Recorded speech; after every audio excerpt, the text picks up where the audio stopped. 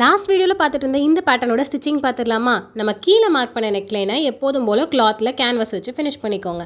மேலே இன்னொரு neckline mark பண்ணோம்ல, அதுக்கு சுற்றி இடம் இருக்கிற மாதிரி ஒரு ரெக்டாங்குலர் பீஸ் ஆஃப் கிளாத் எடுத்துகிட்டு மேலேயும் கீழேயும் நான் 1/2 இன்ச் த்ரூ அவுட்டாக மார்க் பண்ணியிருக்கேன். நீங்கள் ப்ளீட்ஸ் இதை விட பெருசாக வேணும்னா 3/4 இன்ச் மார்க் பண்ணிக்கலாம். ஒரு சைட் ஸ்டிச் பண்ணிகிட்டே வாங்க, இன்னொரு சைடு அதை அப்படியே நீங்கள் ப்ளீட்ஸ் வச்சு பின் வச்சு செக்யூர் பண்ணிக்கோங்க. போதுமான அளவுக்கு ப்ளீட்ஸ் வந்ததுக்கப்புறமா இன்னொரு சைட்லையும் ஸ்டிச் பண்ணிவிட்டு பின்ஸை ரிமூவ் பண்ணிக்கோங்க. இதை நம்ம கிளாத்தோட ரைட் சைடில் தான் பண்ணுறோம் அண்ட் பேட்டர்னையும் கிளாத்தோட ரைட் சைடில் தான் ட்ரேஸ் பண்ணணும். பேட்டர்ன் ட்ரேஸ் பண்ணும்போது ஒரு ப்ளீட் முடிஞ்சு கரெக்டாக ஒரு பாயிண்ட் கீழே வர்ற மாதிரி வச்சு ட்ரேஸ் பண்ணிக்கோங்க. சைட் சீம் தவிர மிச்ச இடத்துலலாம் 1/2 இன்ச் சீம் அலவன்ஸ் கொடுத்துட்டு சுற்றி ஒரு ஸ்டிச் போட்டுட்டு அதுக்கப்புறமா கட் பண்ணிக்கோங்க. இப்போ இன்னொரு சைடு இருக்க பேட்டர்னையும் இதே மாதிரியே ப்ளீட்ஸ் வச்சு கட் பண்ணிக்கோங்க.